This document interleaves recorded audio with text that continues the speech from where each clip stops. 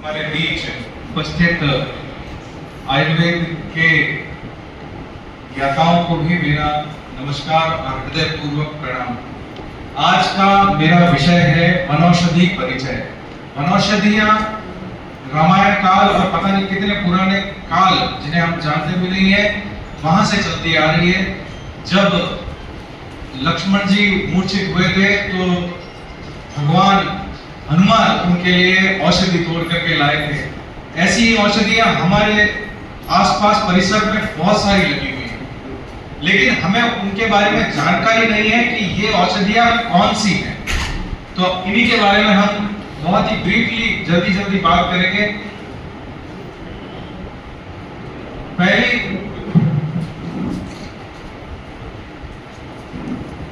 औषधि है गिलोय। इसका वैज्ञानिक नाम टेनेस्फोरा कार्डिकोलिया है। आप सभी ने कोरोना काल में गिलोय खूब उपयोग में लिया होगा। ऐसी ही औषधि जो सर्वोत्तम ज्वर नाशक है, किसी भी प्रकार के बुखार को ये दूर करती है। डायबिटीज के अंदर में, गठिया जोड़ों के दर्द में, स्पेशली वात यानी यूरिक एसिड जिसका बढ़ गया हो, उसके अंदर में गिलोय का बहुत अच्छा योगदान है।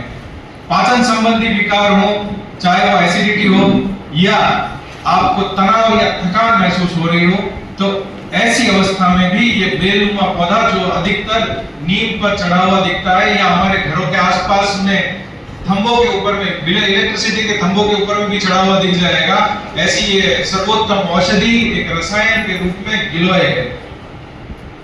इसके बाद हम बात करते हैं भूमि अम्ल की। अभी जब भोजन चल रहा था उसी समय में बाहर गया और इस औषधि को मैं तोड़ करके लाया। यहीं पर बाहर हमें मिल जाएगी। बड़ी अच्छी पहचान है इसकी। इसके पत्तों के नीचे छोटे छोटे आंवलों के सदृश्य अंकुरण होता है। इस तरह से अंकुरण यहाँ से नहीं दिखाई देगा, आप फोटो में भी देख सकते हैं कि इसके पत्तों के नीचे अंकुरण है। ये लीवर रोग के लिए बहुत ही बेस्ट मेडिसिन है। पीलिया हो, हेपेटाइटिस बी, सी, फैटी लीवर या लीवर सिरोसिस, इनमें बहुत ही ज्यादा काम में आने वाली, और जितने भी आप लीवर सिरप देखेंगे उनके अंदर में सर्वाधिक पाई जाने वाली औषधि भूमि अम्ल की है। किडनी के रोग हो, चाहे क्रिएटिनिन बढ़ रहा हो या सूजन आ रही हो, उसमें शुगर कंट्रोल करने में, पाचन तंत्र को बेहतरीन बनाने में और त्वचा के रोगों में इसका कोई सामी नहीं है। इसके प्रयोग और ये सारी डिटेल आपको व्हाट्सएप के माध्यम से भेज दी जाएगी। समय का अभाव है इसलिए मैं जल्दी आगे बढ़ता हूं। अगली औषधि है एरंड। रिसिनस कम्युनिस जोड़ों के दर्द में, वायु रोग में सर्वोत्तम औषधि। वृक्ष भी है और वात शामक भी है।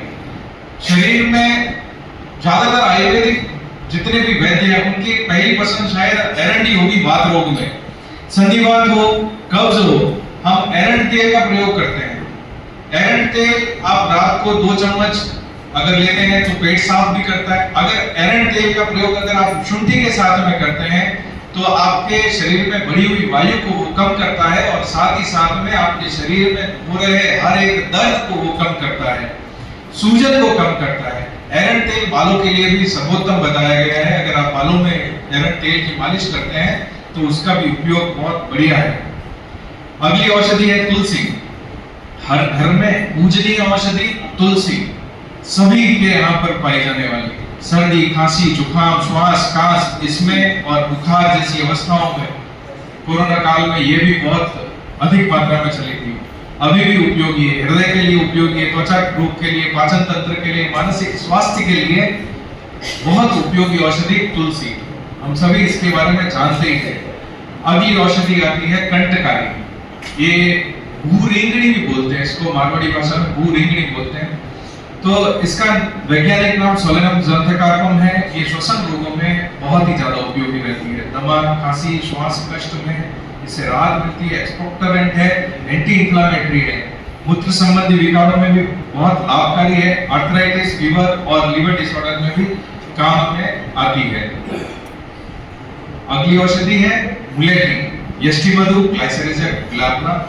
ये इसमें नेचुरल स्टेरॉइड पाए जाते हैं। जहां पर आपको लगता है, स्पेशली जो आयुर्वेदिक वैद्य हैं, एक्सपीरियंस काफ़ी ज़्यादा है, लेकिन जो मेरा अनुभव है वो मैं आपके साथ शेयर कर रहा हूँ। मुझे ऐसा लगता है कि इसमें स्टेरॉइड की जहाँ मुझे आवश्यकता होती है वहाँ मैं यष्टि मधु का प्रयोग अवश्य कर लेता हूँ। नेचुरल स्टेरॉइड जो कहते हैं इसमें, और बहुत ही अच्छा काम करता है श्वसन रोग में, गैस्ट्राइटिस में, अम्लपित्त यानी एसिडिटी, जलन में। अगर आप यष्टि मधु, आमल की और इनका अगर आप प्रयोग करते हैं तो बहुत ही जल्दी ये जलन को कम भी कर देता है और जल्दी से जल्दी आपकी एसिडिटी और अल्सरेटिव कोलाइटिस कह लीजिए या फिर पेप्टिक अल्सर या ऐसे ही डिओडिनल अल्सर के अंदर में ये बहुत ही अच्छी तरीके से काम करने वाली औषधि है। साथ ही साथ में आचार्य चरक ने इसको रसायन का स्वरूप भी बताया है। अगली औषधि है अश्वगंधा। अश्वगंधा विथेनिया सोमनिफेरा, सभी जानते हैं, बल्यकारक है, पुष्टिदायक है, वृश्य है।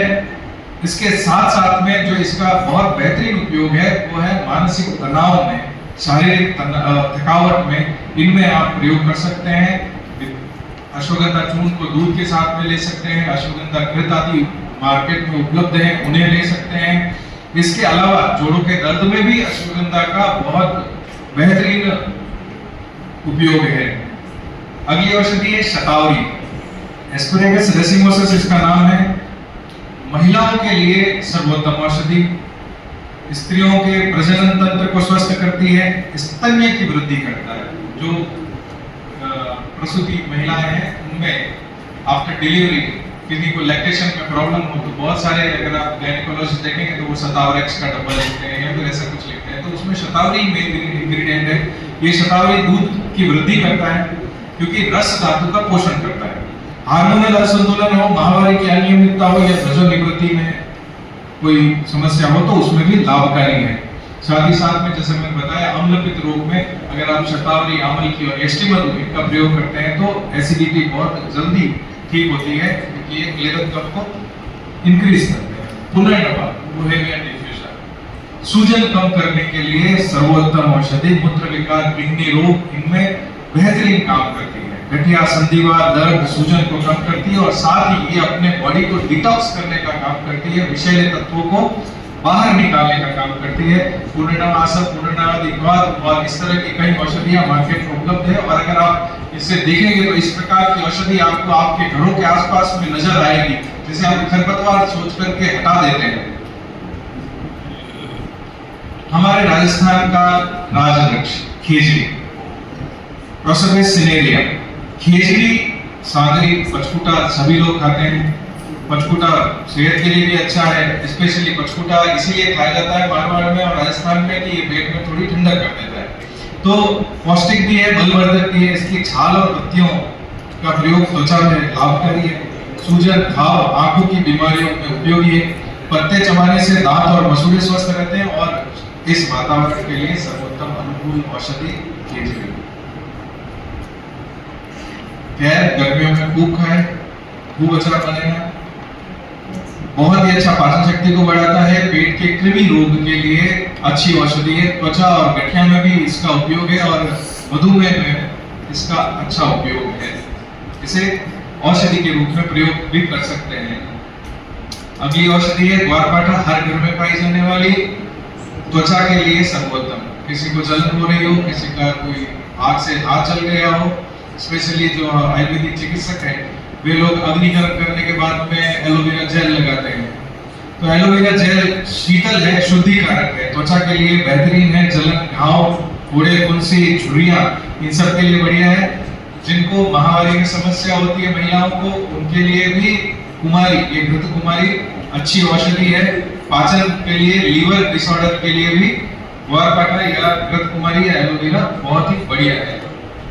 हल्दी, कुरकुमा लौंगा, स्पेशली कच्ची हल्दी मारवाड़ में फेमस है। सर्दियों में उसका भोजन बनाया जाता है, मतलब सब्जी बनाई जाती है बढ़िया घी में। तो लेकिन इसके साथ में ये स्पेशल एंटीबायोटिक है। घाव भरने में, सूजन में या त्वचा के रोग में, रक्त स्राव को रोकने में, कहीं पे ब्लीडिंग हो रही हो आप हल्दी छिड़क दीजिए, ब्लीडिंग रुक जाएगी। तो ऐसी हल्दी, इसके गुण गाने की मुझे आवश्यकता नहीं, हर घर में पाई जाती है और हर कोई इसे यूज करता है। सरसों, सरसों त्वचा के लिए मैंने अपना अनुभव देखा है कि त्वचा जो कुष्ठ रोग है या त्वचा के रोग है उनमें अगर राई जो घर में पाई जाती है, सरसों, उसका अगर लेप लगाया जाए तो वो बहुत जल्दी त्वचा के रोगों को ठीक करता है।